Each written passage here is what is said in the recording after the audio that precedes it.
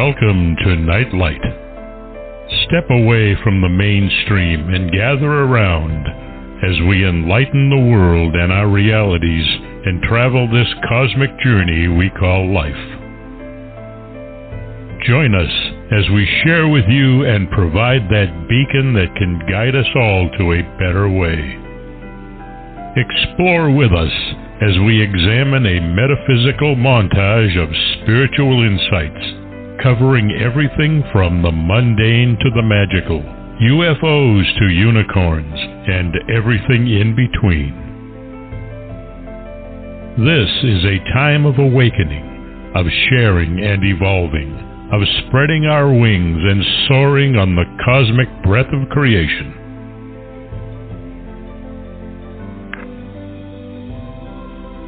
Come and join with other light-minded spirits as we weave our lights together to seek understanding, enlightenment, and with a little luck, some wisdom. This is Nightlight, a reminder that you are never alone.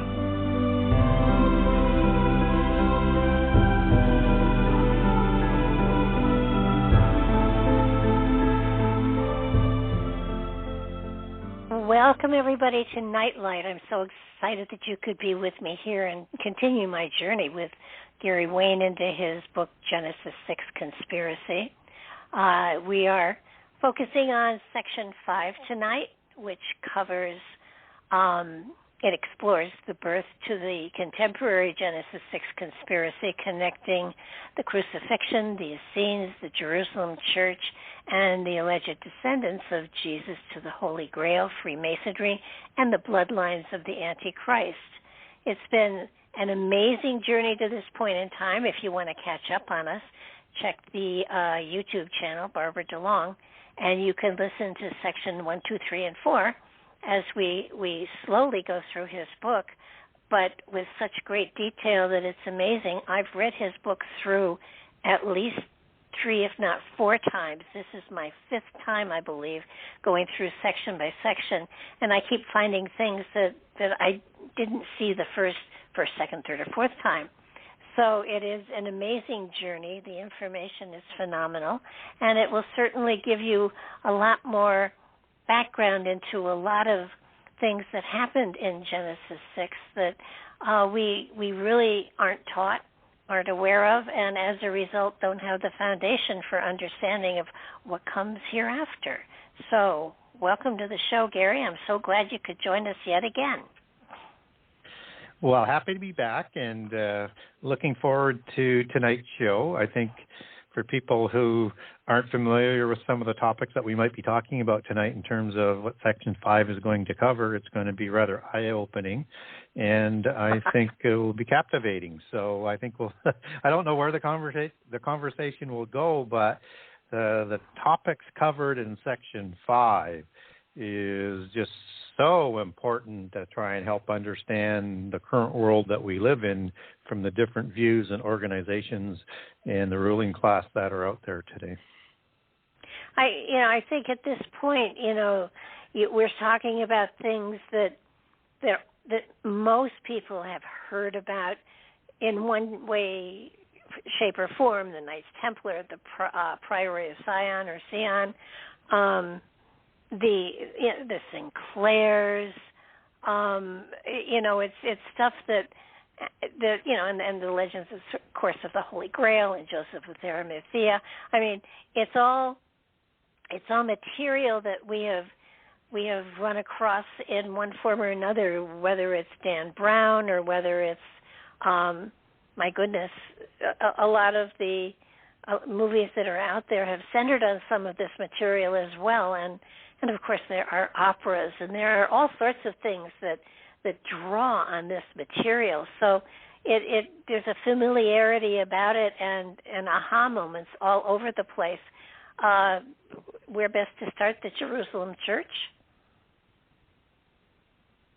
Yeah, I think so, because that really is the beginning to the modern conspiracy and a sort of focusing of bloodlines, and in particularly the bloodlines of the West, to look at the divide that is being created within the religious sort of context after the arrival of Jesus, and the fallout and the consequences of Christianity rising, and what that's going to mean to them in terms of having to go underground, and that they are going to start to plan in a more serious way, I would say, how they're going to bring about the age-old dream to bring about the new Babylon or the new Atlantis. And so it's important context for what's happened in the last 2,000 years, because we get the birth of Christianity, we get the division of Gnosticism with the interpretive approach and their apocrypha and or scriptures, and obviously not the Gnostic ones did not make it into the biblical canon. And then you get the literal interpretation of the Bible inherited through the monotheist side of Judaism, with the addition of the Holy Spirit-sponsored scripture for accuracy and reminding of events to be written down by the New Testament apostles and disciples. So, yeah, and the Jerusalem church is such an interesting place at the time of Jesus, and there are three major groups that are important to understand that are operating within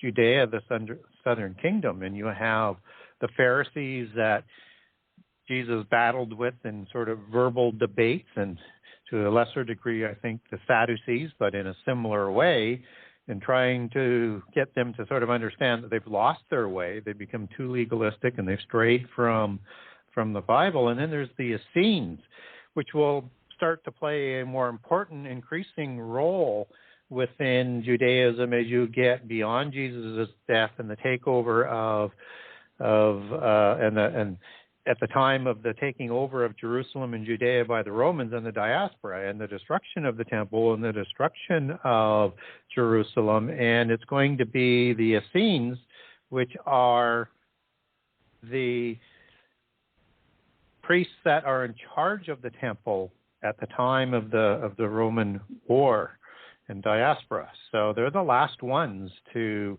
live in the temple before it's destroyed.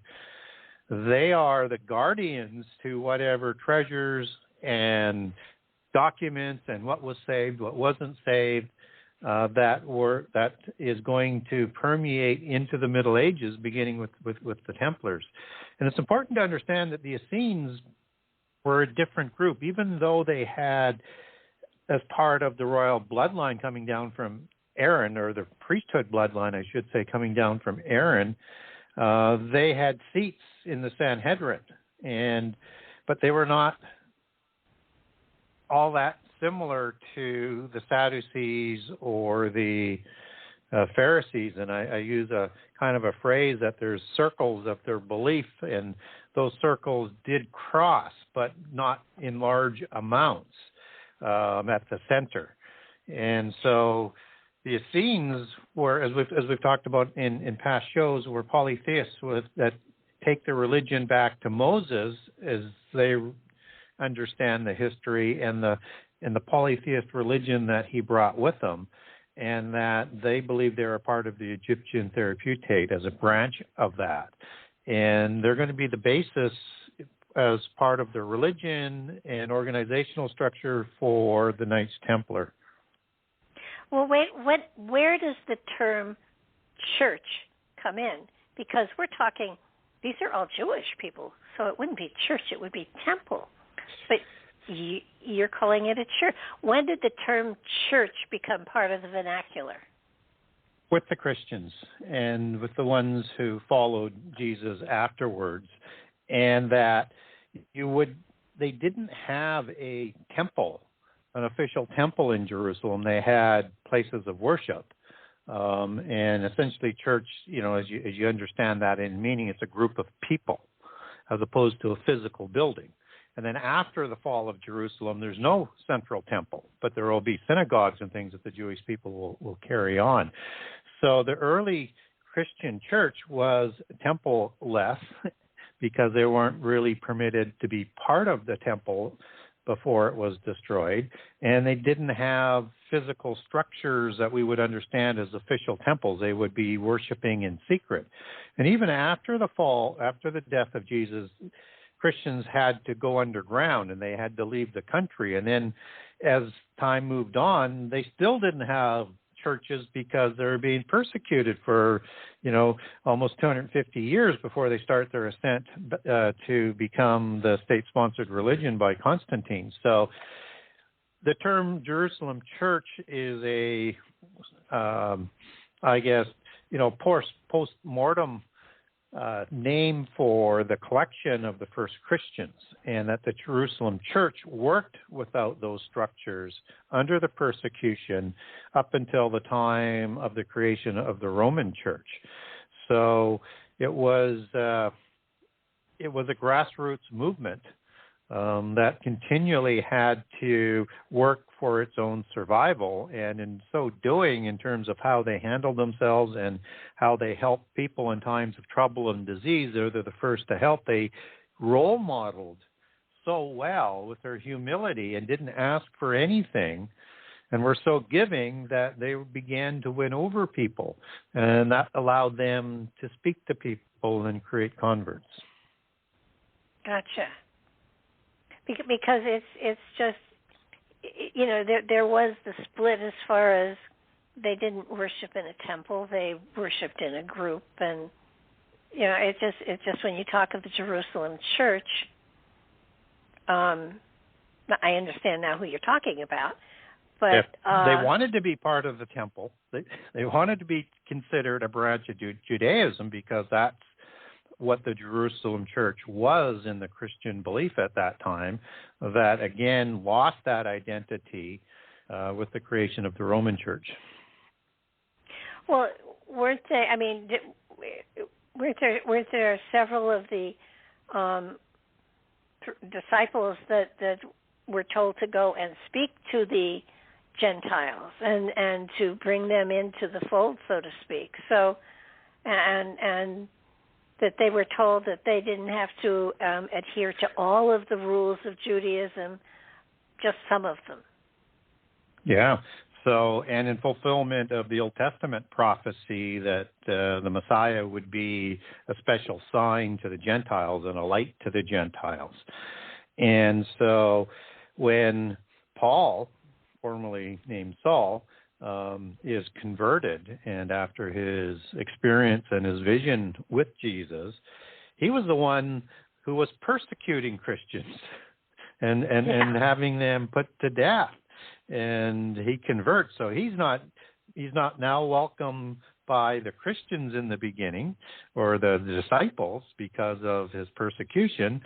And once he starts to preach the gospel according to Jesus, he's not accepted by the Jewish people either. So he's considered a heretic by the Jewish people, and particularly by the Essenes. They really depict him as the great heretic and the one that raises Jesus to deity status. So they're more fondly remember Jesus as one of the great teachers, as a teacher of wisdom and stuff, but not as deity status. And so when Paul starts to convert many people, and remember, he's also a Roman citizen, so he can travel through the other countries. He's well educated. He understands Judaism, and now through the Holy Spirit, after his conversion, he understands what Jesus taught, what the other disciples were teaching, and how that meshed perfectly with the replacement of the legalistic aspect of the Old Testament with the spiritual aspect of the New Testament covenant, and that he starts to convert many, many Gentiles. But there gets to be a big issue here, because the Gentiles aren't willing to adhere to, in a consistent or long-lasting way, the ascetic nature that the Jewish nation, which is a nation of priests, were held to in terms of their status, in terms of the food that they ate and the festivals that they celebrated. Now, I think that they were celebrating all of the festivals, but later that gets changed with the Roman Church. what the Jewish people and the festivals that go throughout the year that were all holy and sacred festivals, like the Days of Atonement, for example, or the First Fruits and those types of religious festivals. So there gets to be this issue, and the number of the Gentiles are growing. They're starting to massively outnumber the Jerusalem disciples and apostles. And so it's causing a wedge. So what Paul does is he petitions, and it's James who is now the bishop of the Jerusalem church and the leader, even though you have other major players, he's the one who makes the decision, and obviously by inference is the one who has the final say. And he's the brother of Jesus, and he is going to say there's very few laws the Gentiles have to follow in terms of food laws, because this is for the bloodlines of Abraham. These are for the bloodlines of Jacob and Isaac and the people who become Israel as a special nation of priests. So essentially, they're allowed to eat pretty much anything that they want, except that you can't eat meat that is sacrificed to fallen angels or ritually impure foods. You can't eat food that would be strangled. That was another ritual that was done. And that you could not drink blood, and that you needed to avoid sexual sins. And so those were very limited compared to the whole host list of laws and nuances to the laws that are listed in the Old Testament. And that was very, very controversial. And it was done, at least according to the New Testament versus the Old Testament Jewish people, it was done with the authority of God, because he had inherited that authority to do so, and it was kept. One wonders how Christianity would be formed if that didn't happen. I'm sure there would have been other ways, but I think James, he was looking at either decision, whichever way he goes, could be the end of the movement. Now, that's not going to be in place for all that long, because it's not all that long until the Jerusalem is overturned, and the Jerusalem church no longer has that guiding central sort of authority in the main city to look upon.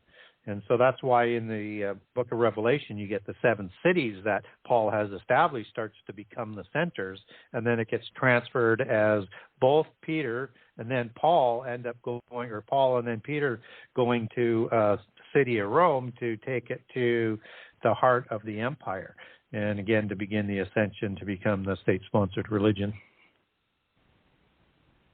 Well, you entitled your different sections so cleverly. So when I hit Sex, Lives, and Fairy Tales, all I could think of was Sex, Lives, and Videotapes.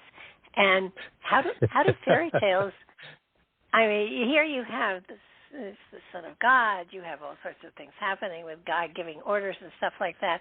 And then you throw in fairy tales. How did fairy tales come to play in the scenario and the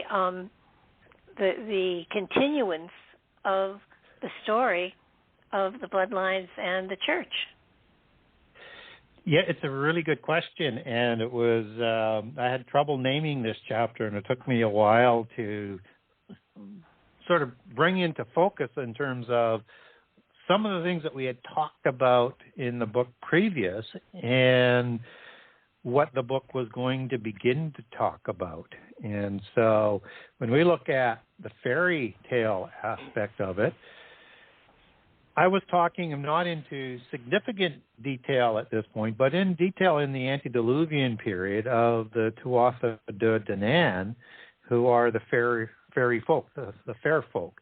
These are giants both before and after the flood. These are giants that lived in not only Ireland, but England and Scotland and Norway and Germany and throughout France and into Russia. This is a very important group of people that's part of the Indo-Aryans, and these were the fair-skinned giants. And so the matriarchal bloodline, which I've also kind of referenced but not really fully detailed, is the matriarchal bloodline. And the fairy bloodline is representative of the kings. I've already talked about, and I don't put any reference in here to the dragon kings, but I'm trying to, at this point, get some things being sort of laid down with some interesting sort of connections for people to ponder about. And that the bloodlines of the modern conspiracy are going to have something Sioned into it. So typically we would understand what's being formulated into the royales of the descendants of the giants are Nephilim bloodlines. But now we're going to put in something else that's going to intermix with the fairy matriarchal bloodlines, and it's going to come in a number of ways. One is going to be a Davidic bloodline. One is going to be a Benjamite Saul bloodline. And you're also going to have Mary Magdalene. And Mary Magdalene is considered as an allegorical queen of heaven, and Mary, the mother of Jesus, is considered allegorically and literally in the Catholic Church the mother of God. Not saying I agree with either of those terms, but as they lay them out, but I understand what both sides are saying. So this fairy understanding is the understanding of like a fairy godmother and a fairy queen, as well as the different aspects of who the fairies are. You have the white noble Celt, which is depicted in the Lord of Rings as these white elves versus the dark elves, which are the smaller ones, part of the smaller group. And it's an allegory in the Lord of the Rings for the Tuatha De Danann, or the giants, and they're part of the elven bloodline, the bloodline of the dragon Messiah, which has the elven or elf or fairy allegory woven into that gens. And the queen, the fairy queen, would be considered in the allegory as a queen of heaven and a mother goddess and a divine representative of the earth. And the dragon king would be the patriarchal representative of the patriarchal head god of the pantheon, and the bloodline of the male bloodline of the dragon. And so as we get into the fairy tale aspect of it and the bloodlines, I'm starting to introduce that there's going to be an ideology that's worked into the Grail tales of the Holy Grail. And the Holy Grail is understood as, in Christianity, as this Christian superficial gloss, as this chalice that Joseph of Arimathea collected the blood of Jesus from the cross and is kept and protected and was said to have great powers because of the blood. And so that's the gloss, but in polytheist understanding, and in Rex Deus, kings of God, or the Royales, king of God, bloodlines, has a completely different meaning, and a couple of meanings. One would be Sangreal, as it would be understood in the old language, and particularly in Old English, and as it comes up out of Latin. And so that would mean, the saintly chalice, or the great chalice, or the holy chalice. That's one meaning. That's the meaning that gets passed down to us. But in polytheism, they have multiple meanings to things. So it would be understood as a sangreal, which was the chalice originally in prehistory that the Tuatha De Danann, Scythians, giants around the world, they would drink the blood of their victims and ritual victims out of these great chalices that originally started probably using skulls but converted to the chalice. And this goes all the way back to Samaria and before the flood. And then Sangreal as being the bloodline, the holy blood and the holy bloodline, basically meaning the same thing, but two different sort of nuances to it.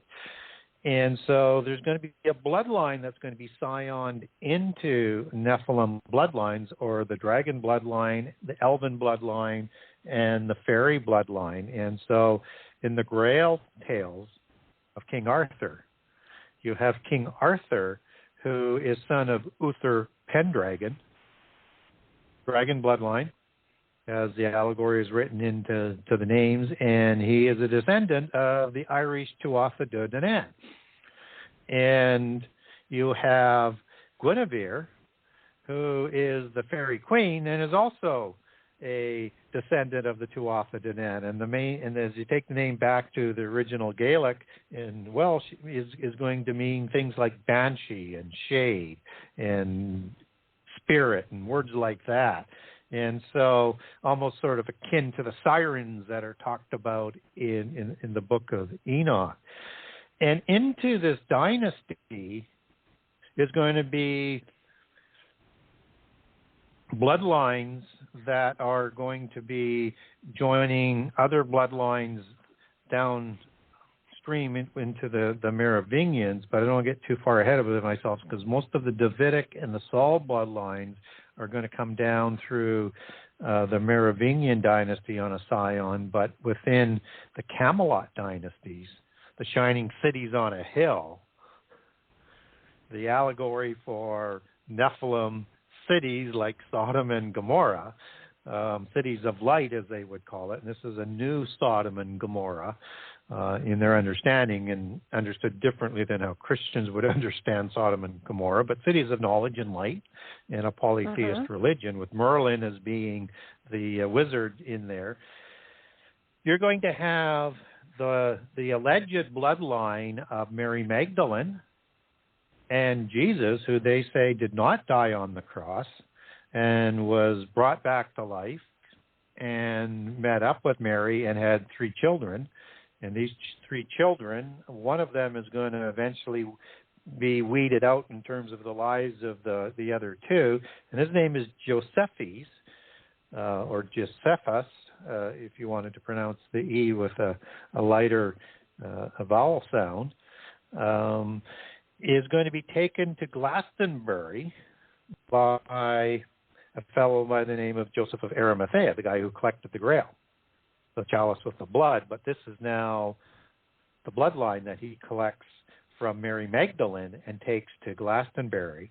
And then you're going to have Josephus intermarry into the Camelot dynasties, and it's going to come downstream with that intermarriage down to a female that is going to reignite and reestablish as a matriarchal bloodline of very high ennobleness. Her name is Urigen, who is going to marry Amenabad of the Merovingian dynasty.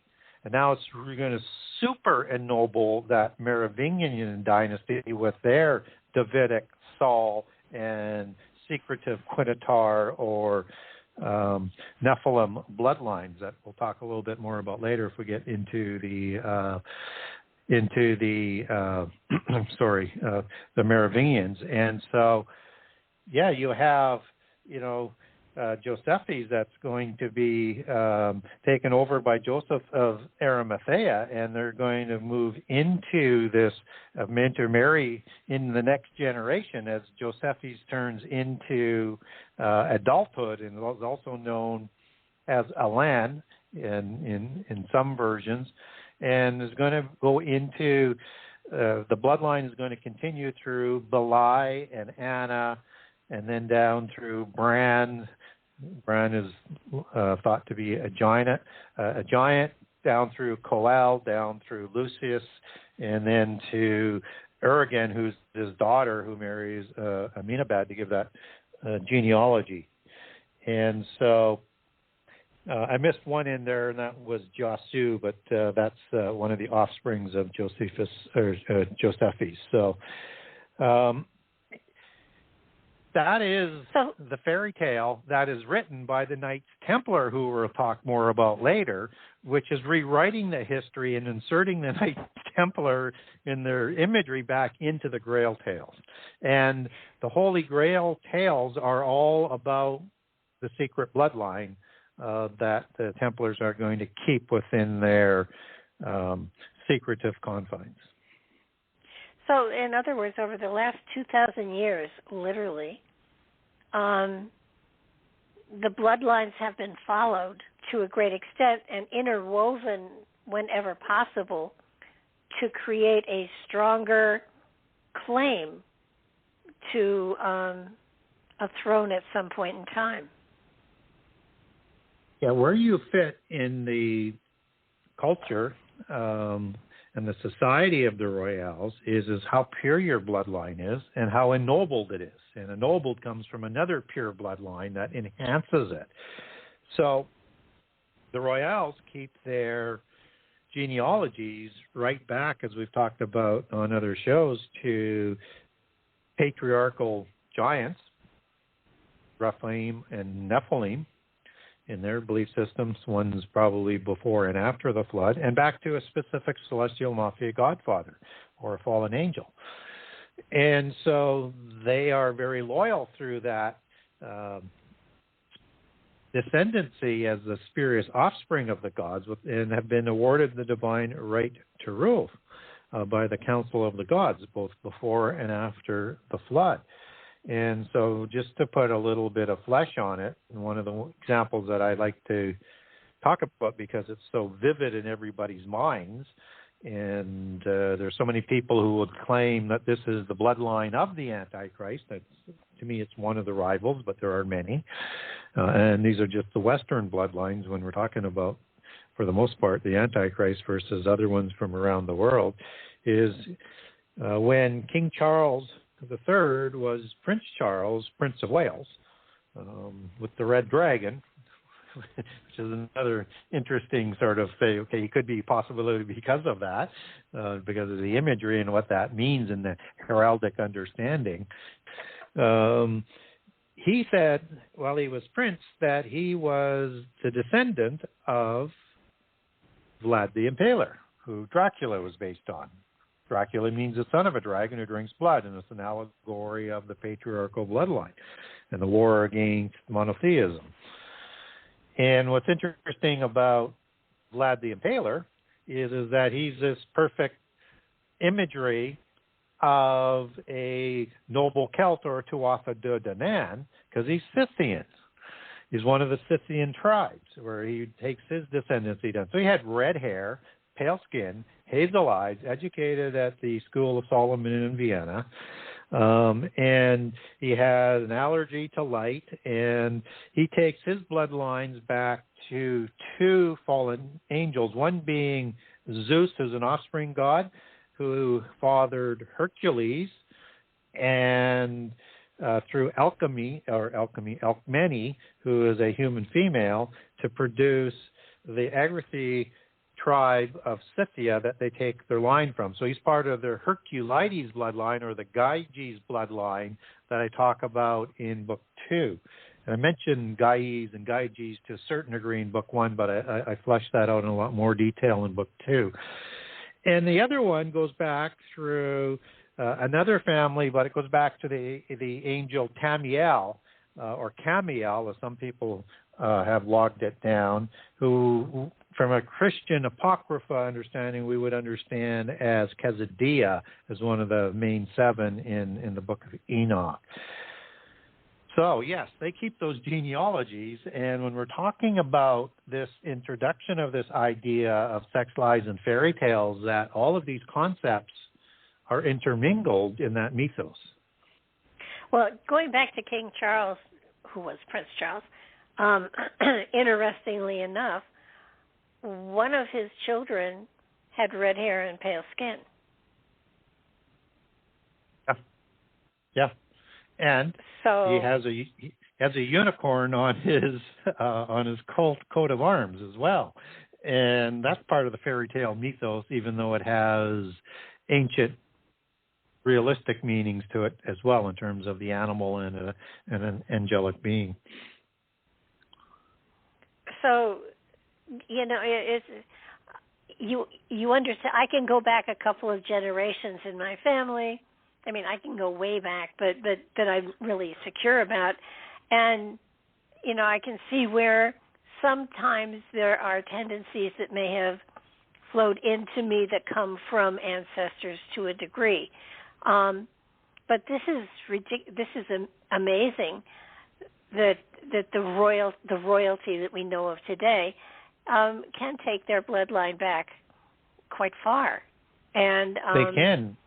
And they've converted it to taciturn language with the coat of arms that evolved from a standard, which is a flag that they would put their initial, more simplistic heraldic images on, and that so that when they rode into another realm or another kingdom, that the people that they were passing through that territory of would recognize them instantly as to who they were in terms of where they fit in that overall royale culture. And we see that in the finalized versions of these very complicated coats of arms that they have today. Well, so when we look at the Knights Templar, did they have bloodlines in them? Because they were the original founders were actually aristocracy to a great degree. Were they protecting their own bloodlines, or were they just feeling that they had the obligation to protect the bloodlines as they were? Well, they were both. So when we look at the Knights Templar, they're not poor, impoverished monks as the pablum has been fed to us about their history. These are royales, and they are generally the first son of the royales that are going to be part of the initial sort of founding of these Knights Templars. And it's very important to understand this because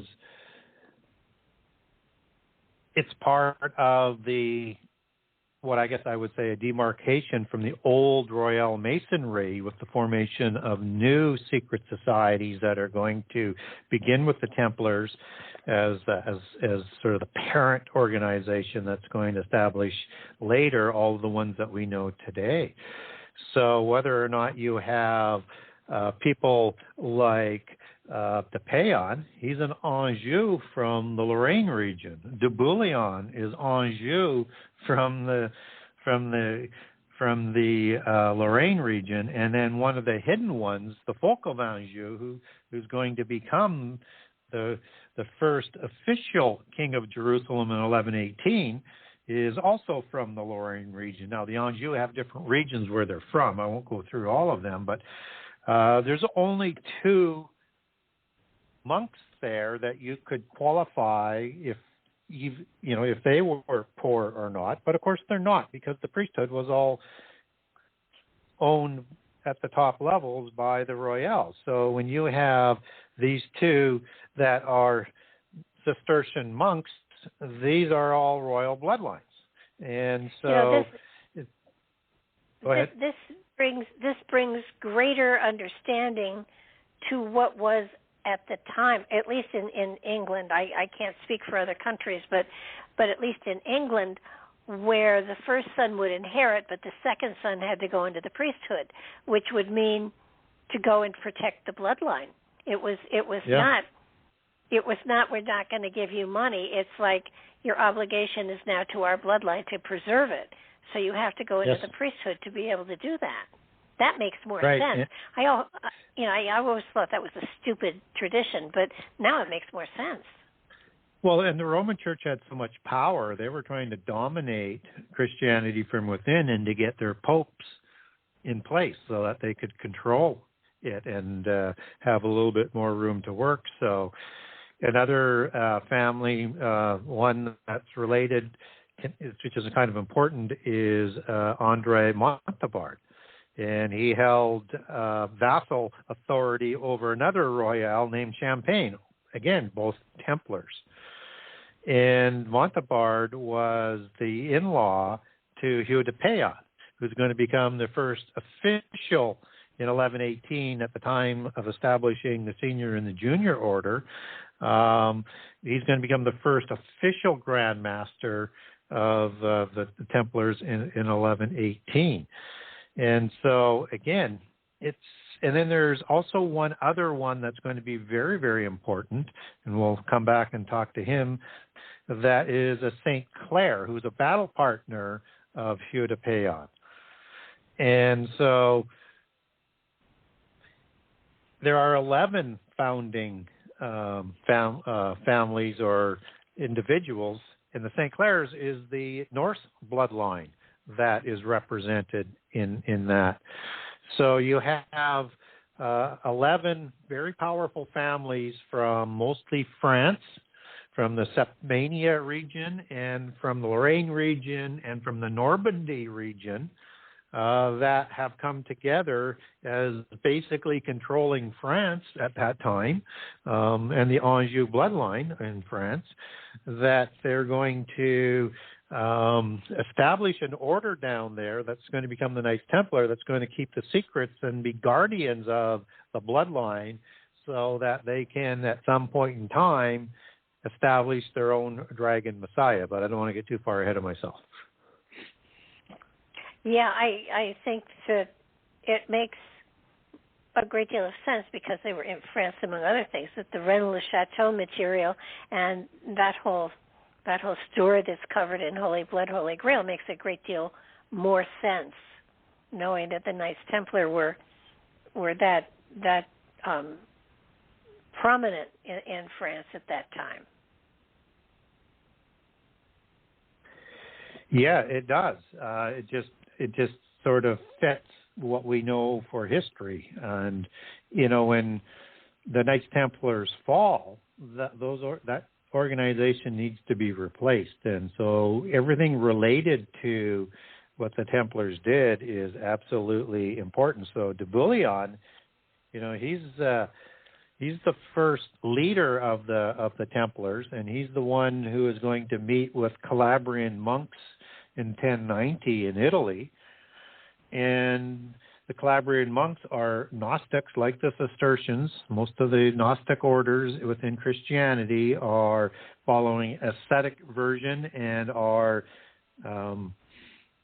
have a organizational structure and belief system that would be almost identical to the Essenes.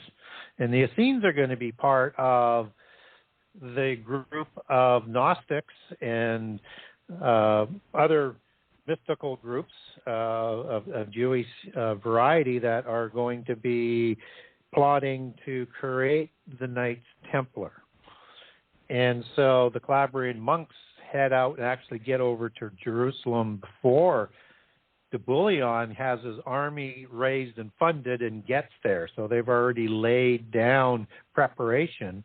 And because they have that Essenic part of the mixture, they're not there to protect the Templars after they take Jerusalem. They're not there to protect Christians on a pilgrimage to Jerusalem. The Knights of St. John were set up about 50 years before that, and it's a sister organization, but they are already doing the protection.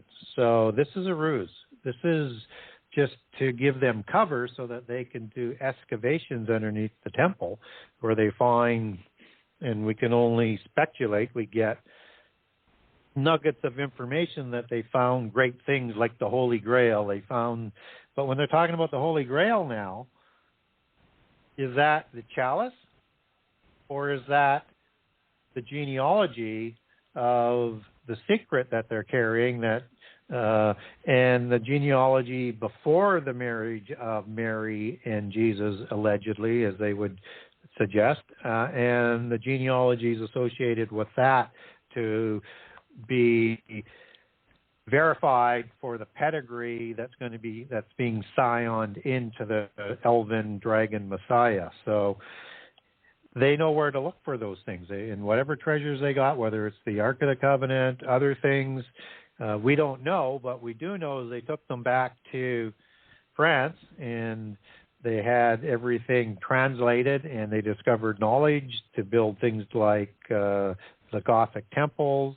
And then a lot of these secrets went to Roslin in Scotland, where the Knights Templar many of the fleeing knights after 1307, when the French king and the Pope take them down, they escape to Scotland under the protection of the Sinclairs, which is the Sinclairs. It's a sin is saint as it's transliterated, and it's the descendant of Henry de Sinclair, who was the battle partner of Hugh de Payens in the time of the Crusades and the establishment of the Knights Templar. I mean, you just literally can't make this stuff up. It's just so weaved and woven and transgenerational that the amount of planning and execution is just is mind-boggling.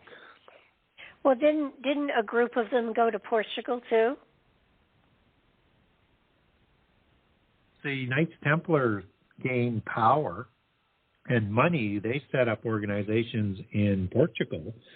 And for people who don't know where the name Portugal comes from, it means port of the Grail. I mean, you can't get more obvious in what they say and no. what they do. And it was literally sponsored by the Knights Templar and petitioned to the Pope to create Portugal that they named, the Templars named, to become a country that would be away from the oversight from the King of Spain. And so there was also Templars in Spain and after the fall of the Knights Templar, you had the Montesa order that was set up to take all of the Templar assets after the fall, so the Pope wouldn't get it. And you had the same with the Calatrava order in Portugal that received the assets. Again, a Royale-sponsored or the King of Portugal-sponsored organization that's created to take the assets. So it's all about money, power, control, and belief system when it's at the Royale level. And they need lots of money to fund their secret societies and their plans and plots. Well, it makes more sense, really, that rather than gold or treasure, that knowledge and wisdom were a greater treasure than gold. And I mean, I'm not downplaying gold at all, but the reality is that a greater treasure is the wisdom and understanding of where everything came from, and the genealogy would be a greater treasure than gold. I mean, I'm not going to put down gold. In the allegorical sense, but in the reality sense, the wealth is worth more. So is the knowledge ultimately, if all of your agenda was good, more important? Probably, especially if you had great technology and secrets to the world and stuff like that, or the bloodlines in terms of where you fit for promotion and what you could do.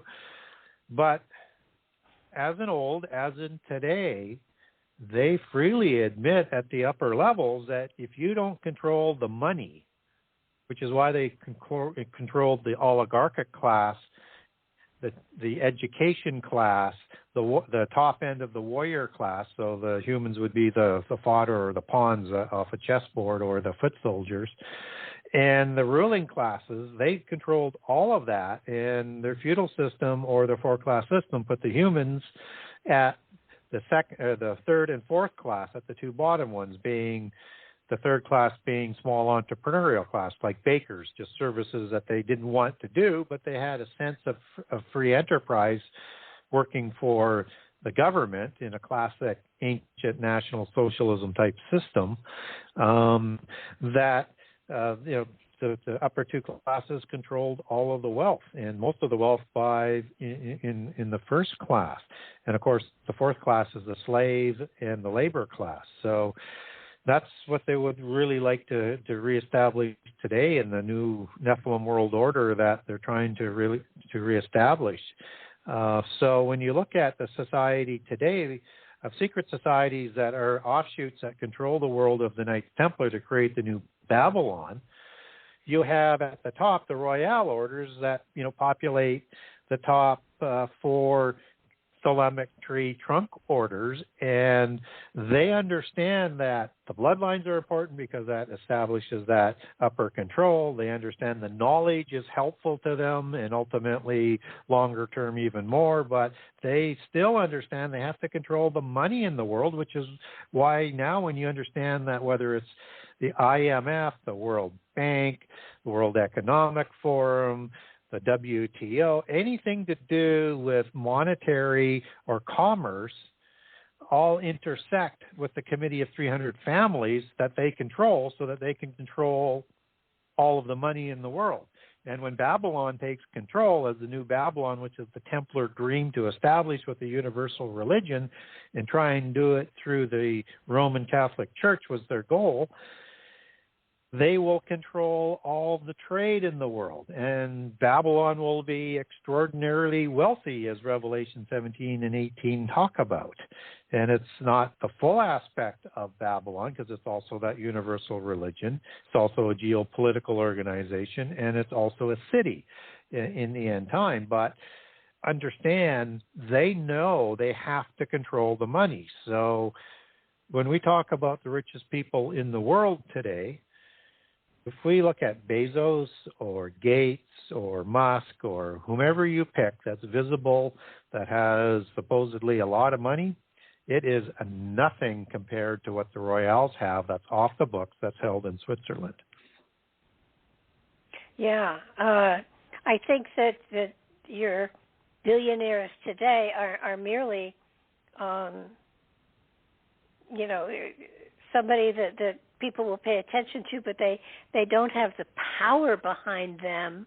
They have the power of their money, certainly, but they don't have the power, the united power that the groups that are not seen have, because and it really is quite amazing to watch as things are falling into place and out of place when appropriate. I know that when you look at these families and you think, geez, throughout time they have had so much wealth that, I mean, it's surprising to me that even in Switzerland they've been able to keep it safe, because Switzerland is just a country. I mean, you could overrun the country in a heartbeat. And yet it's been left alone, which I find fascinating. It's been neutral, and nobody's gone near it, almost as though everybody knows that you don't touch that. That's where all the good stuff is. It is, and it's why I decided in book 2 I would put more information around Switzerland and how they became the banking center. And, it's not, tonight's show isn't necessarily about that, but understand that most of the wealth from the Paris overthrow by King Philip the Fair and the Pope, that money was taken before they had knowledge that this was going to occur, and most of the wealth escaped either to Scotland, with some on the ships that went to Scotland, but most of the wealth went to Switzerland of the Knights Templar, and that the Knights of St. John already had established a outpost there, and this becomes the beginning or the naissance for the modern banking system, which is way before what secular history would tell us. And later you're going to have, through an intrigue that I get into in book 2 that I won't talk really much more about right now so I don't get too far off topic, is that through the Montesa order that I talked about and through the king, the Holy Roman Empire of Spain is going to sponsor the Jesuits into an order, and then the leader of the Montesa order, a fellow of the black nobility of the Pope bloodline within the church, Francis Borgia, is the Grand Master of that Montesa order that has inherited the assets of the original Knights Templar in the fall in 1317 was the official takeover as that was established, same as the Calatrava order in Portugal. But he is going to become the third Grand Master of the Jesuits, and then working with his people inside the church, they get the papal bull so that he can take over in about 1565. Then working with the King of Spain, they're going to bankrupt the Vatican through wars, and the Jesuits are going to take over the banking system, then move that to Switzerland, and then later you get the Rothschilds who moved their banking to Switzerland, and the flag that Switzerland has today has the white cross of the Knights Hospitaller, and that is in no way a coincidence. That said, if they were constantly putting their families in power within the church, is that still ongoing? Because we look at when a pope dies, how they elect a new pope, and there is obviously politics involved in all of that. But are they still doing the same thing, or has the Catholic Church sort of drifted off into the sidelines? Well, they still try to do it. They don't always succeed like they were able to do in the age where there wasn't much communication and news media and things like that. It's been more difficult. But even back then, I mean, you might have different royals who want their pope on the throne to gain the favor for their realm. And so you have popes being kidnapped, you have popes being assassinated all the way through, and another one installed that wouldn't have gone through an election as they would put it through to declare a new pope. And they're called anti-popes when those ones are replaced by a usurping and an assassination. And so you also have Jesuits going rogue on the royals, and they get their influence. They're not putting Jesuits on the popeship, but they have so much control within the church. They are putting people more favorable to their cause on, but the Jesuits want more power, and they become at odds with the Catholic Church. And in the early 1800s, the royals gang up on the Vatican, and you have the Jesuits being disenfranchised. They are disbanded. But this intrigue continues, so you're going to have popes being kidnapped by France. There's going to be at least 2 popes that are going to be imprisoned in France while still pope. And the last of the pope of those reinstates the Jesuits to have some sort of defense against the royals. And then by the time of the emergence of the Merovingians, you have the Jesuits regaining all of the power that they once had. It takes probably about 60 years or so from the early 1800s to about the 1870s to 80s when the papal bulls put everything back into place. But you have all of that sort of intrigue going on. And always what has been the most problematic thing for the royals is their rivalries, whether it's religious-wise, whether it is empire-wise, whether it is corporation-wise. They're always perpetual war and trying to wipe each other out. Well, where does the Priory of Sion come into all of this? Yeah, so they're an interesting organization, and what was interesting when I published this book and afterwards, I had some people talk about, well, he's talking about the Priory of Sion, and that's been debunked. They were a hoax. But I wrote in book 1, as we talk about the Priory of Sion, is that they have so much knowledge of the inside workings of the royals and of the secret societies that there's no way, if there wasn't some truth to the Priory of Sion, that they actually existed. So I was looking at the sources that the Priory of Sion are talked about in the book Holy Blood and Holy Grail that came out in the 80s, and that by Bejan and Lay and a couple other authors that were also in on, all who were separate authors as well. And their sources were pretty darn good, at least as far as I could tell. And I did a little bit more research, but in book 1, the point was to write about how the other forces in the world, in this case the royals and the secret societies, view their history and their belief system. So I let them speak in their own words using their own sources. And so, but at that time I knew that they were taking their sources deeper. And so in book 2, when I get into the Priory of Sion in a way that details their history that's a little bit separate from the Templars, even though they're the senior organization of barons, of royals that were nominating all the kings of Jerusalem. In 1118, at the first official crowning of Baldwin II, the king of Jerusalem, you have a splitting of the senior order of barons, which is the Priory of Sion, and you have the junior orders, the Knights Templar. So now when you see the splitting of the elms and the separation in 1188 after the fall of Jerusalem, that the senior order says you've lost your way with what you're doing with banking and political intrigue and all these other things, that we're going to split away because you've lost your course, and they're not there to help the Knights Templar in 1307.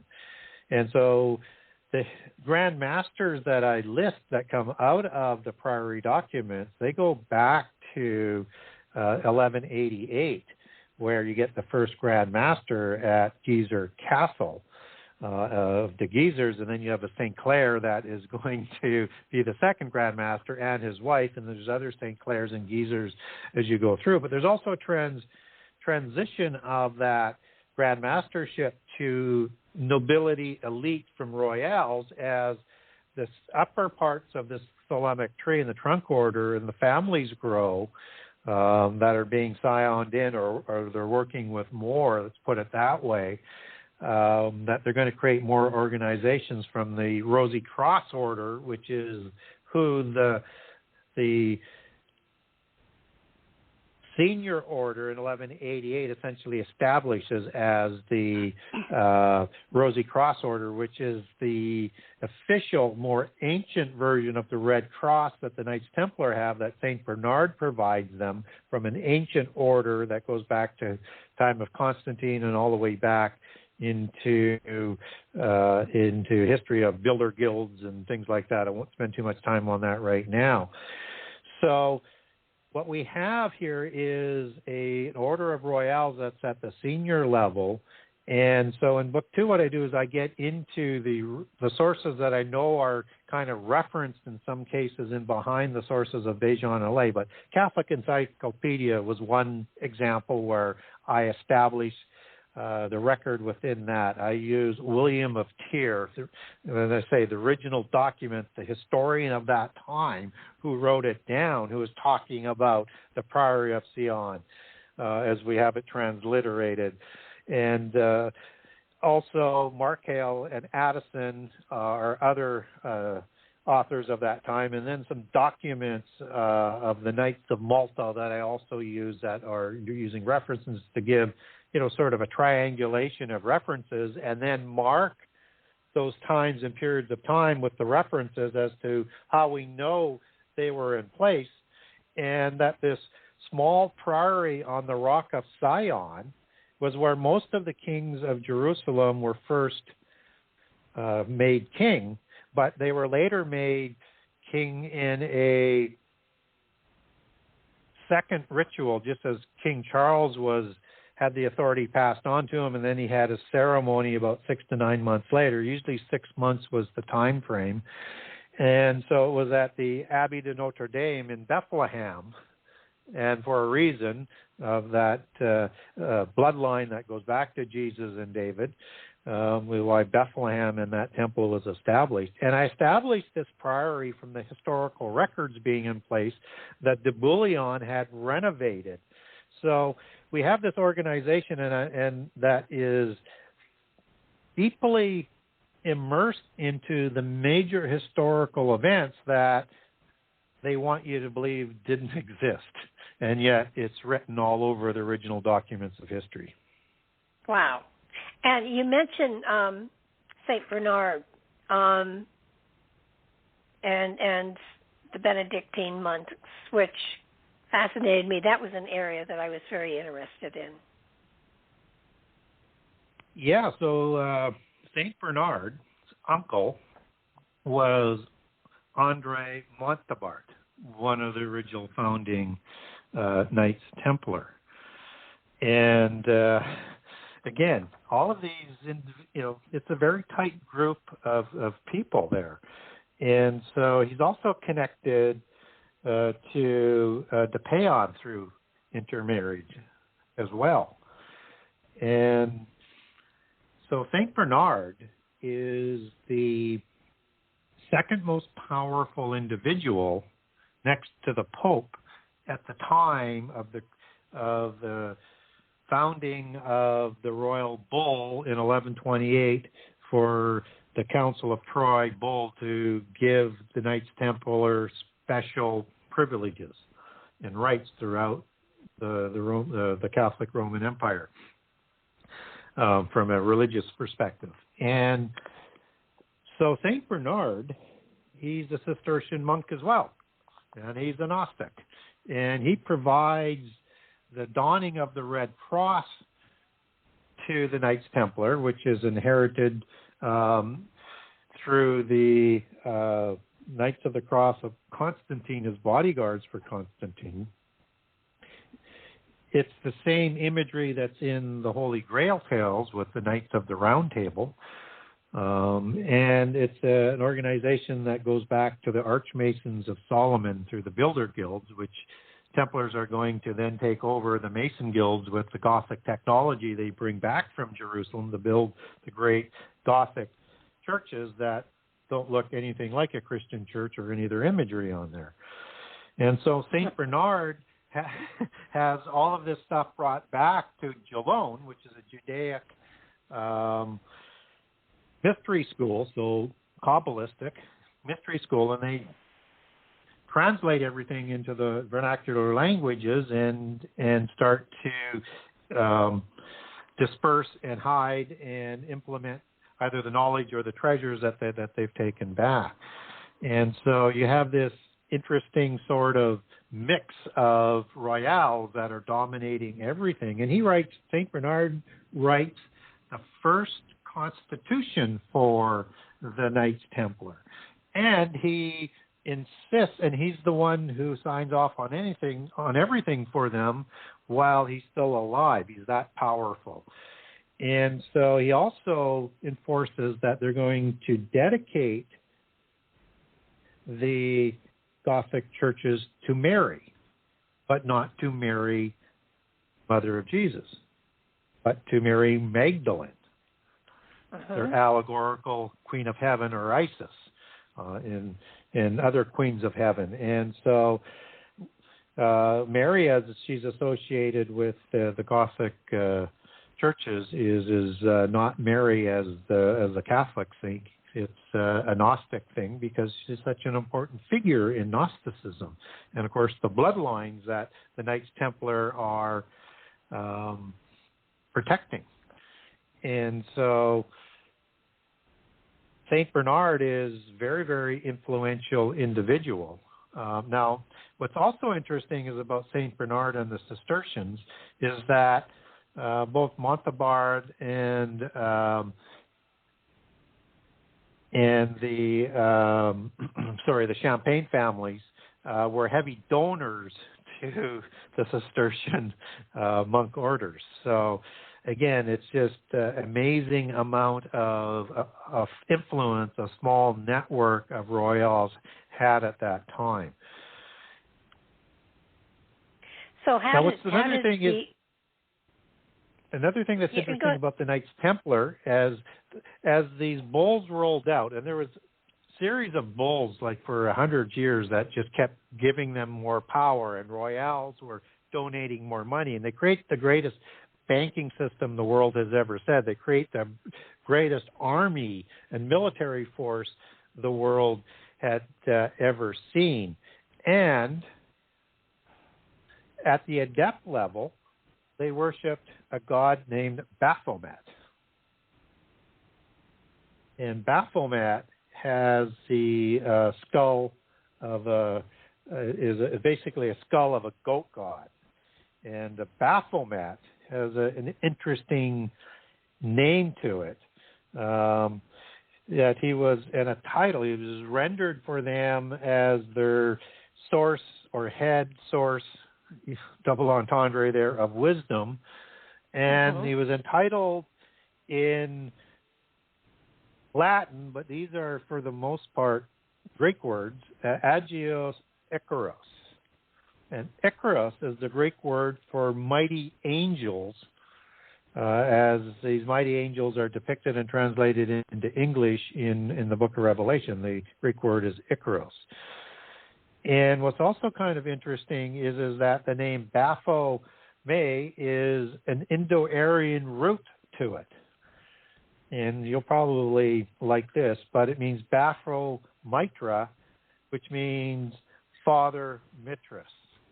And of course, in the understanding of the new Buddha, or the end time, New Age, and Hindu Messiah, in the Christ consciousness incarnation, they are expecting a new Buddha, and the name is allegorically Lord Maitreya.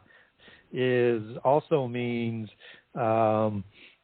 in Indo-Aryan, it means an alliance or a bond of a friendship, and words like that. And this Lord Maitreya in Antichrist, as we would understand it from a Christian perspective, when you understand that it means a covenant, an alliance, a treaty, a friendship, Antichrist will negotiate the covenant of death that starts the last 7 years and starts his rise to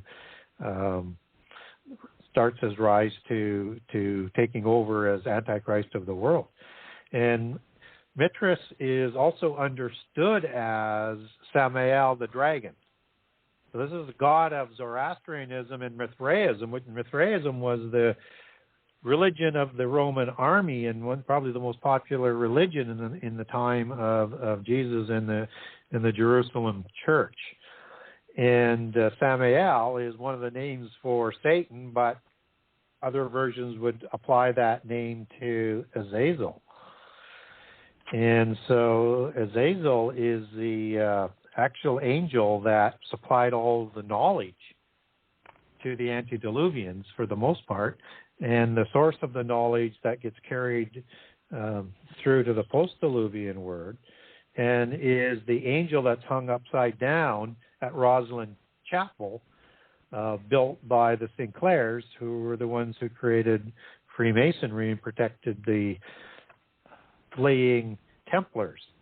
And this Baphomet angel has, wings of an angel, swan feathers, as they're understood in Rosicrucianism, and as they're understood as the Swan Knight with the Grail Knights, as some of those allegories sort of overlap. And he has a torch between his horns, so the light, the knowledge of the world, and or the third eye, depending on how you want to understand that allegory. And he's obviously has a goat head. He has depicts both sexes. He has the legs of Pan, so he's one of these Pan gods in that sort of order, or a satyr, a devil goat god. That's the god of the Knights Templar. And it is understood as another allegory that's webbed back into or connected back to Keb Zoroaster of the Zoroastrian religion, and associated with the same being as the allegorical Quinatar as that secret source of bloodlines for the Merovingian bloodlines that we talked about earlier.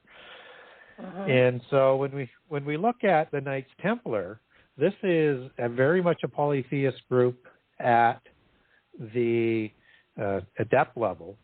Lower level, they probably weren't, but at the top level, to become adept, you'd have to be pretty much a pure royale, and you're going to be non-Christian, and you're going to worship Satan at the top of that pantheon. They would call him by a different name, and Azazel would be his right-hand man. So he's the second one sort of in charge, and was the supplier of knowledge to the antediluvian world. Now, this organization that the Templars brought back to Europe is based on two major formats, and one is the Essenic religion. The other one, which is why you have so much Egyptology that flows through Freemasonry and the Rosicrucians, for example, and it will have the organizational structure of the Sufis, which is the polytheist aspect of Islam, and the Assassins in particular, who they partnered with for a period of time. And the Assassins held the Templars in very high regard until their splitting. For whatever reasons, we're not told in history why they split, but there was a reason for that. And that is the basis for not only the religious Gnostic aspect of the secret societies today and the same organizational structure that the Templars had, and then all of the Knights orders that were formed thereafter had the same organizational structure as the Templars, and were working for the same goal. So it doesn't matter whether it's the Teutonic Knights or the Knights of St. John. All the Knight orders had the same goals and were part of the same monastic sponsored orders that were led by royals, and continues to this day. And so, but there are no more Knights Templar. Now the organization seems to have flowed into Freemasonry, or not. I mean, it kind of. Yeah, at the bottom level, it has, absolutely. And at the time of the fall of the Knights Templar, Freemasons would have had a lot of royals and royal involvement with it, with the Sinclairs or the St. Clairs, until they start to create the Rosicrucian order officially to come about, even though it's already in place in 1188. 1323, with Robert the Bruce, who is the King of Scotland and provided protection for the Templars because he was already excommunicated from Catholicism because he murdered his rival in a Catholic church. And so he offered them protection. And then you have the Rosy Cross Order being officially started to be above the Freemasonic organization, and then later you have the Illuminati, which will come in between Freemasonry and the Rosicrucians in that Thelemic tree, and the Rosicrucians are just below the Committee of 300 in that order. And what's also interesting is the bloodline as it reaches into our presidents today, in terms of the Plantagenet, which is a junior offshoot of the Anjou, is the phallus or the staff on the description that Baphomet holds is what they call the planta genista, and the gens of the other side of the gens of the Anjou, that Sion together to start the junior offshoot through a marriage of a pureblood matriarch. Wow. Another fairy queen, in other words. Right. So where does the Invisible College come in? They are a later organization. And so as the organizations are being developed after the fall of the Knights Templar, and the Royals are looking to replace aspects of what the Knights Templar did, the Templars had heavily influence over education and over banking. So obviously the Rothschilds that we'll talk about, I think, in the next section, they were created as banking outside the church. So it replaces that one aspect, but it's that teaching aspect and control of the sciences and freedom from the oversight that the Templars had in the charter bulls that they had. They wanted to have that sort of established and to get control of development of the knowledge and the sciences, and to get control of teaching and establish institutions of teaching outside the church. So you have them being formed. They show up in about the 1640s, but they're not an official chartered organization until they're established and chartered by King Charles Stuart in 1662. But it's a formation of Freemasons and Rosicrucians. And you notice there aren't any Illuminati there, and there's no Jesuits there, even though Jesuits have been created in the 1500s.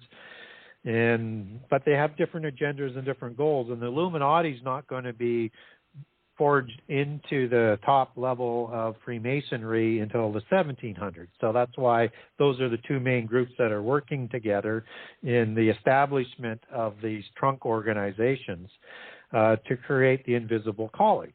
Now, they take that name from the original families who split away from the original barons, and by the time of 1317, after the fall of the Knights Templar, there's an invisible 33 that are trying to reestablish the Templars within the Roman Church, but they fail.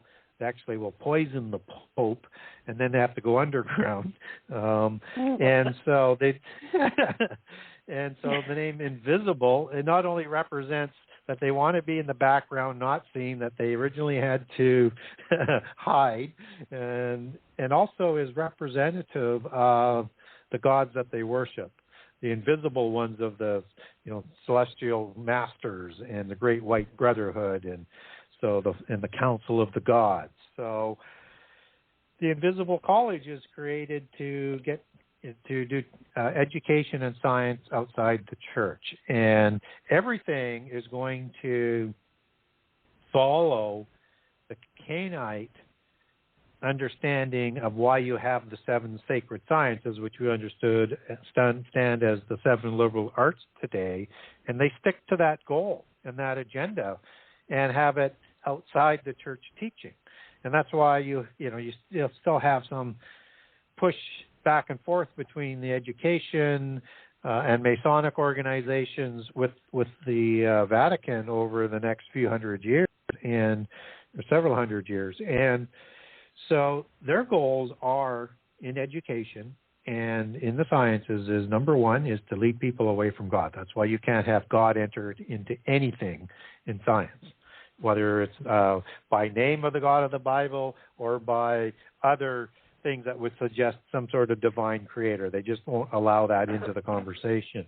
It's designed to not give God credit for anything, which by extension that starts to happen and to defame God and to slander God and to degrade God. And then the other thing is to honor their pantheon of gods. That's why all the structure is by, basically structures from the beast empires. Everything that's named in the education system is after the gods and the Nephilim names. There's demigods that are part of what's being named after as well. And everything is set up in the major level, let's just say it at approaching adept level, so let's say university and higher, everything is set up in degrees. That's right out of their system. And graduation is done in black Cathar garbs, and the Cathars were the religion, and the Albigensians were the religion of the Knights Templar. We didn't really get to that, but as the book unfolds, we'll be coming back to that. And Albigensian is the Albigens, or the Elven bloodline, that is a large part of the Normandy bloodlines, and as it intermarried with the Anjou and other families, and then part of the British Isles bloodline of the Albigens.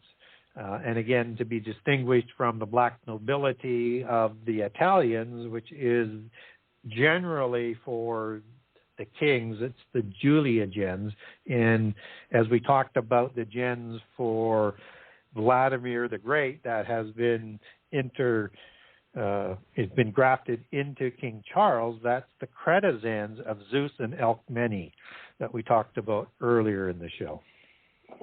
So, excuse me. So, the legends of the Holy Grail, are they basically meant to keep this story, as to whatever level of understanding you have, to keep it alive and well, so that people are constantly aware of it, whether it's on the higher level or the lower level? If somebody is of a lower level, they're just thinking it's a good fairy tale, and if it's a higher level, it's this is what we're doing and why we're doing it. Is there a reason for the legends of the Holy Grail? They like to hide everything in plain sight, number one. Whether it's need or narcissism, they'll let people decide for that themselves. But also, it's an additional record if their genealogies get destroyed. And that it's also used because whether or not it's like Ovides or the Greek classics or Shakespeare or the Holy Grail tales, or in the modern version with the mythopoetic of the Tolkien and Lewis, which are basically the founders for the poetic societies and that style of writing, even though there's a base for it before it with MacDonald and others. You have this history that is coded in the fairy tale. The bloodlines and the matriarchal bloodline, as the Rh negative follows the matriarchal bloodline in their belief system and starts new dynasties. These fairy tales are written for the bloodlines of the giants. So they're interesting narratives, very well written, but they contain, through allegory, the figures and other forms of encoding their genealogies and history. And it's used for people that are being educated in the system that they created, and particularly for those of the royals outside the immediate royals who would be initiated from childhood. They're there to help the people of the lower level bloodlines to understand the allegories in preparation for adepthood, and then the higher levels beyond adepthood. So it's part of their inward teaching process of learning about how to utilize the allegories to pull information out of things so that they can do that in a better way when they're practicing them themselves in whatever they're creating in terms of rituals, doing something in public, if they're writing about something, if they're building something. So, for example, when we talked about Roslin and the great Notre Dame cathedrals, those are taciturn stories in stone. It has those same things all built in their belief system and their genealogies built into those buildings. It's just part of their whole culture that they have enveloped us into. Actually, then, it's very true, the term, with those for the eyes to see, to be able to see what a lot of the symbols are and understand what they mean, rather than just nice statue or nice whatever. Yep. Especially, I go back to Rennes-le-Château, where they have, the gargoyles and everything. I mean, the chapel that he built is not exactly one that is pretty, and yet exactly. there's a message there for those who understand what the symbolism is. Yes, and that's why they pilgrimage to those cathedrals, so that they will go in there and read and understand the story. And if they go back, they're probably trying to learn more because they didn't get it all the first time. So when they talk about eyes wide open or opening your eyes, that's when you become enlightened or illuminated. That's part of the Gnostic concept, just as they call themselves the children of light, the illuminated ones. And the other term that really fits well that they put out there for us that most people don't sort of connect is they stand on the shoulders of giants, literally, as descendants. Yeah, it's not like they're hiding anything with that one. Yeah, you can't get any more obvious than that. And that's why you have giants all the way through fairy tales, right? It's just all part of the... And if they're not obvious, then you don't understand when they're not making an obvious giant. there's an allegory that's in there that will represent the giants. So there's a number of giants, for example, that are in the Holy Grail tales with names like Bron and Bran. And not only does it have a genealogy encoded back into that bloodline, but those are names that are allegorical that would come from the root word of Hebron. And in that particular case for Bran the Blessed and Bron, and Hebron was originally Kiriath Arba. Arba was the patriarch for the Anakim giants. Hebron was one of the great capital cities of giants in the covenant land. So Camelot means curved light. It's a city of light, just as Sodom and Gomorrah were shining cities on a hill. Those are things that they just immerse us in. And so, and important cities that they build for their creating of this new Atlantis that they're trying to build, like Washington City, will be called the shining city on a hill, for a reason. And the Templars, they were the original ones who wanted and discovered the continent and wanted to establish the U.S. as this model for the world, to establish world government from as a platform.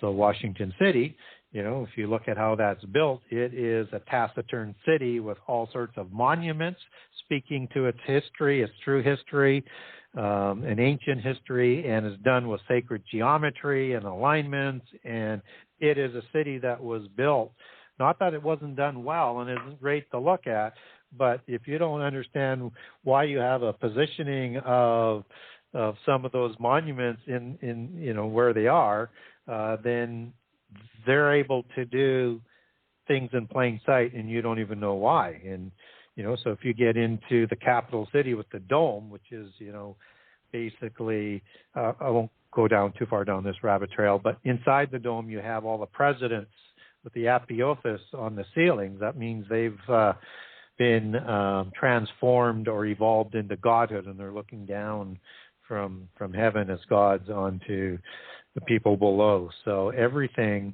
from the Egyptian obelisk and where they're located, those are not accidents. It's not by artistic, it's by scientific design to reflect what they wanted it to do.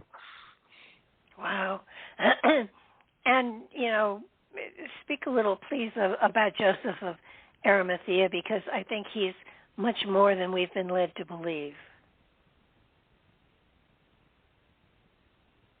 Well, and he has, two histories. So we understand him as, the one in the Bible who, collected the body of Jesus and took him to his own, tomb that he had possessed as an ownership, and that's where Jesus was buried. In Gnostic lore, not only is he understood as collecting the body, but he's understood as collecting the body before he died, before Jesus died, and then took him to a place where he could be brought back to health. And he's the one who takes the third son of Jesus and Mary Magdalene to Glastonbury. And as we talked about earlier with Josephus, and is going to intermarry into these Camelot dynasties of the Tuatha De Danann and the dragon and fairy elven bloodline. But also in Gnostic understanding, he's not the Joseph of Arimathea as we would understand it, and they have a whole different sort of meaning to the name Arimathea. It goes back into their polytheist history, and Joseph of Arimathea is actually, in their belief system, James. They say that James wasn't stoned to death, and that James, the brother of Jesus, is actually Joseph of Arimathea. So when James now takes the son of Jesus as the Grail child and the Sangreal to Glastonbury, James is now going to intermarry his bloodline into royal bloodline as well. So that also will be grafted and represented in there, which is why you have so many Jameses in the royal names in England and elsewhere. So, and so he is transformed into James. And I think there are historical records, and I cite them in the book from the Catholic record of that, where James was killed, but that's not their belief system. So expect that that's going to be part of their mythos as they're building these bloodlines for the grand monarch of the bloodlines. And the grand monarch is an Antichrist that comes out of their bloodlines. And where he first is going to be introduced, he'll come out after his introduction, and we're going to start to learn about all of the pedigree of the Sion and genealogies that they've kept alive. And they're going to have records according to what they took out of Jerusalem. And then they'll have the bloodlines of the Quinatar. They'll have the bloodlines of other giants and royals that are grafted into that pedigree, and that he's going to make his entrance in Geezer Castle. If that sounds familiar, that's the castle in Normandy of the Rollo bloodline of the Sinclairs and the de Guisers. And the de Guisers were the ones who sponsor the cutting of the elm ceremony that split the Knights Templar, and that this is where he's going to pass through this grand arch on Main Street in Geezer's Castle, and then start his walk or march towards power. And we may not see that, but they'll do a secret ritual for that to happen if he's the actual Antichrist, or if he's an Antichrist wannabe, but eventually the one who doesn't quite get there. I'm not saying that individual is going to be whoever they present there is going to be the Antichrist. It's going to be multiple Antichrists, and there's rivals within the European bloodline, so we want to be a little bit careful on that. It's mind-boggling that the genealogies have been kept this long, this far. I'm wondering, is there anything, in the Vatican library that, of course they're not letting anybody in to see anything, but could some of this material be there? Or is it just going to be, fragments of papyruses and things like that can be carbon dated back that far to prove that they were accurate? Yeah. So the likelihood is yes, because that would be the most damning, so to speak, piece of evidence that will cause a complete restructure of the Roman Church and de-deify Jesus with credibility at the same time, if that's found in the Vatican.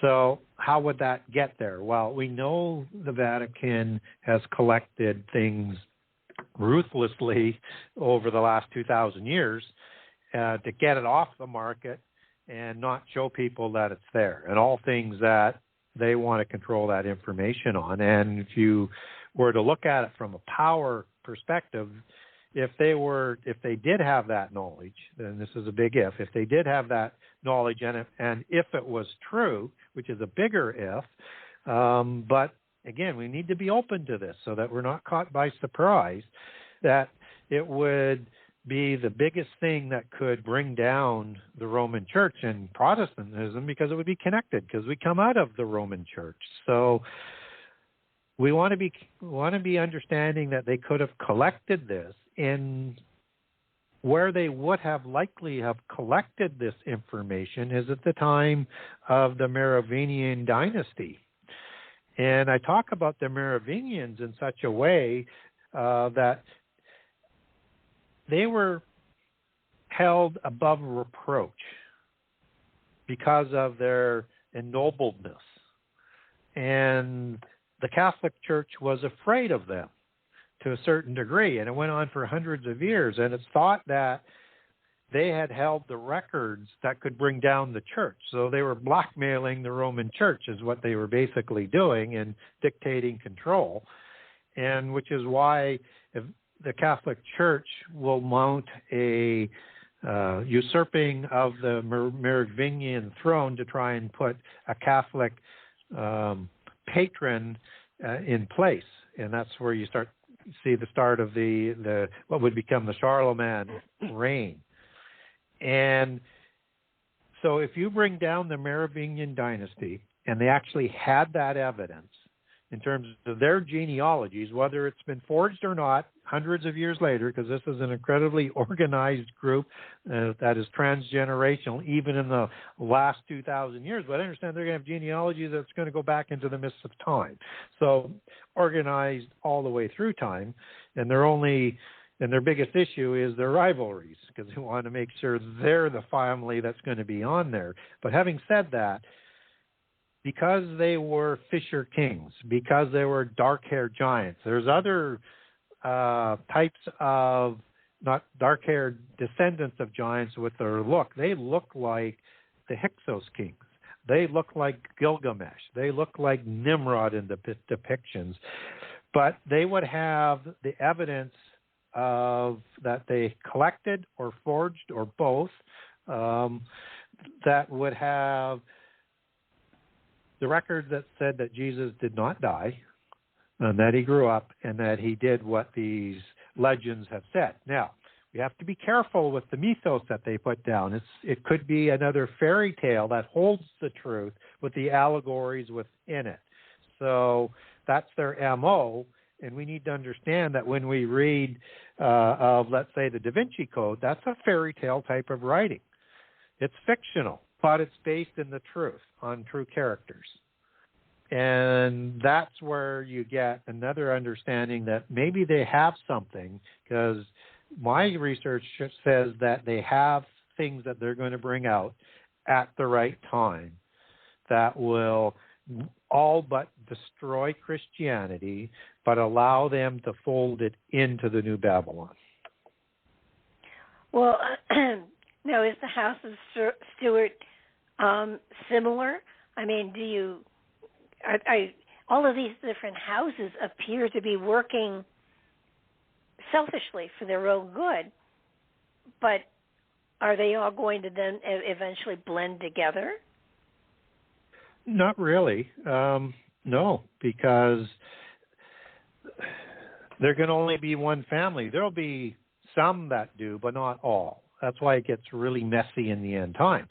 And one of the things to keep in mind is that when Antichrist comes to power, he will demand loyalty, and everybody will have to do loyalty, because he is a creation of the oath-based system at its pinnacle of power, Harum Anathema, as it was first done by the fallen angels on Mount Hermon, just as they used the KGV to swear oaths on since the creation of the KGV, and that if you do not take the mark and swear allegiance to Antichrist in the end time, the image of the beast will be used to ensure all those who do not are beheaded. Why beheaded? Because they want to make sure that the people that they're killing, not just mundane humans, but rivals who will not agree to be subservient to them, that when they die, they cannot heal themselves or cannot be healed with the technology or the DNA or however their fear is. And you know what's interesting, in the time of Jesus, we get an interesting understanding of the fear of this, that after John the Baptist is captured and he's beheaded by Herod, Herod becomes absolutely beside himself in fear because he hears about the teachings of Jesus in the Galilee. But he's already had John the Baptist beheaded, but he thinks it's John the Baptist. That will be the same fear that Antichrist will have, and those in power, that's the only way. They're going to be wiping out bloodlines who haven't sworn the oath to them. And so I think it's important to look at that and understand that there will be, in the end time, the great and the mighty men that are going to become loyal to Antichrist, because they're shown in Ezekiel 38 and 39. That's before the midpoint where you have mighty men.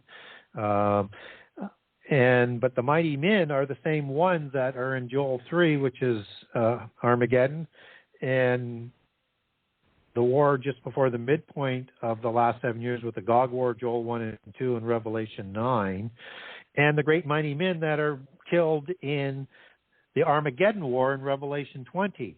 Great and mighty is the word mega and megastranes that goes back to Indo-Aryan meg for a ruler or a king.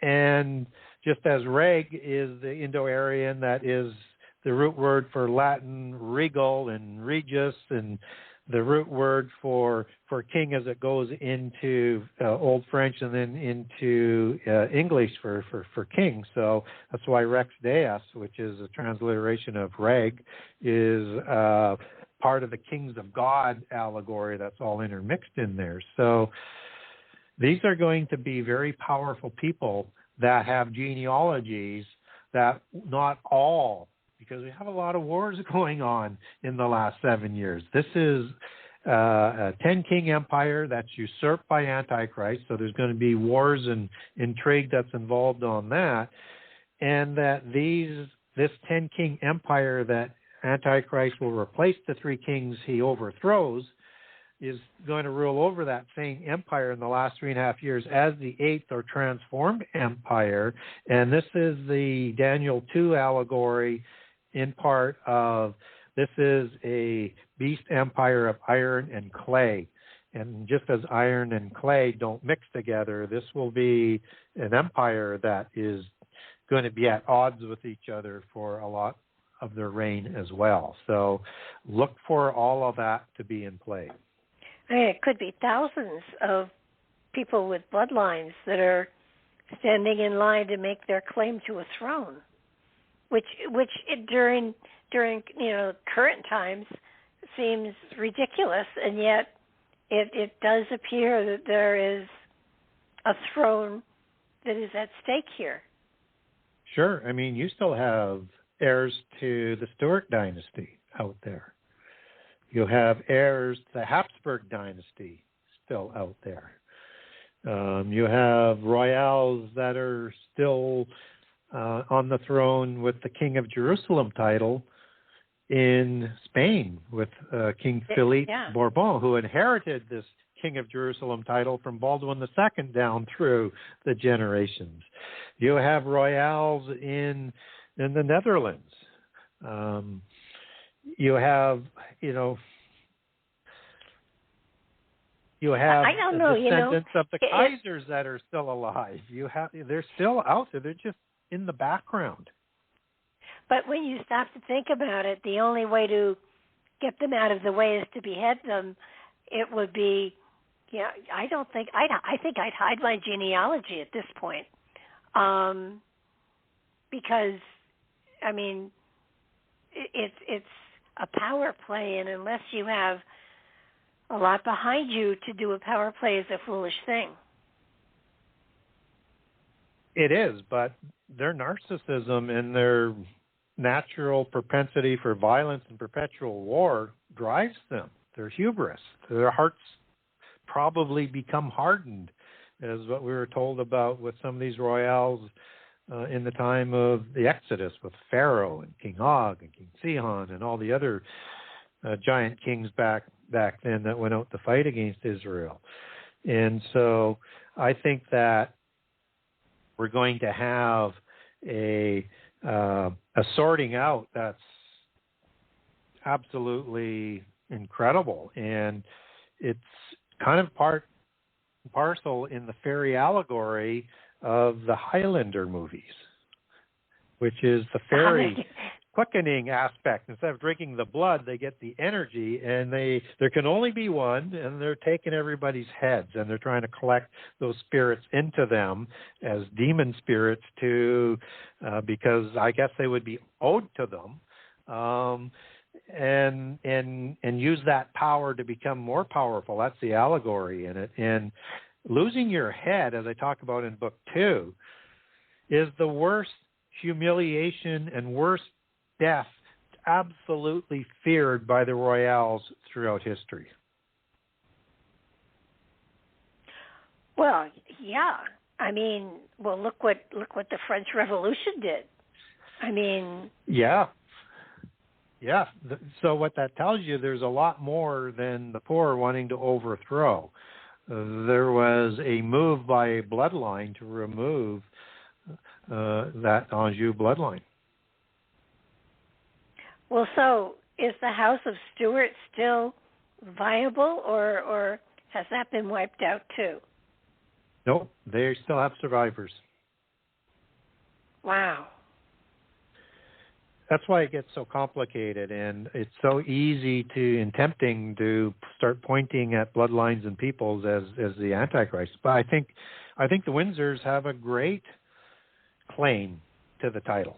But that doesn't mean they're going to be the one. But you could also say King Philippe does too, because he's the one who holds the title. That would be the one marching through the Grand Arch in Geyser Castle. And then the Anjou have 2 other bloodlines that say, hey, they stole our King of Jerusalem title. But the Windsors is a title that they literally just took during World War II. That's not really their name. They're the Hanovers. Yeah. And then through intermarriage, Saxe-Coburg in the time of Victoria. And that's how the Middle Europa bloodlines of intermarriage that was taking place, that would have included Vlad the Impaler, comes across that King Charles III takes his genealogies back through. And the intrigue also is that the Hanovers replaced the Stuarts. Ah, okay. Not a good time to be royalty, is it? Well, it never is in their history. They knock each other off quite regularly.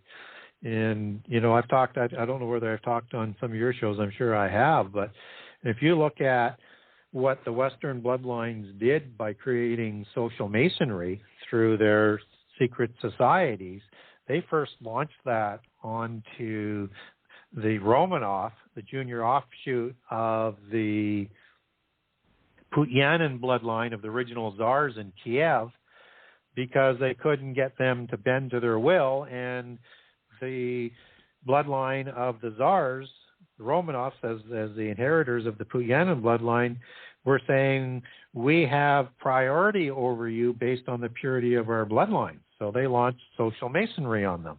And that line was all but wiped out, likely wiped out, but you still have a descendancy of the Rurkud bloodline that was in the Ukraine. So those are still around, and Putin is claiming to be through outside marriage, an illegitimate child to his grandfather, great-grandfather, and as the ruler of Russia today, he claims to have that inheritance right to be that royal. That's why he wants to build his empire. But you have many other bloodlines out there of the black nobility, of the Julia gens of the Roman Empire. You have the Greek bloodlines. You have so many ones that people don't know about. And you have bloodlines all over the world that will be competing. So, does this get messy in the end time? Yes, that's why there's so many wars in the last Fig Tree generation. And I think we're in the birthing pangs or the sorrows of the Fig Tree generation right now. And as bad as people think it is today and what could happen in the next couple of years in the Middle East, that's small potatoes to what's coming. Yeah, I'm afraid so. The more that I dig into all of this, the more sense a lot of history makes to me. And certainly between, the Templars and the Masons. Always thought that they were the good guys, but changed my mind. But the lower echelons are. The lower echelons do an awful lot of good. It's They do. It's the higher realms, so to speak, that you look at and you think, what are you thinking? I mean, I would think every, that old man in Times Square with the sign, "The end is near." You do wonder, what is it? I think that's a family thing, that they pass it generation to generation to generation. And you know what? He could be of one of the families. He's been there forever, as long as I can remember, and he never changes. So it does make one wondering. Just notice our time is almost up. We almost got through most of this. You want to tell people where they can find you and how they can get in touch with you?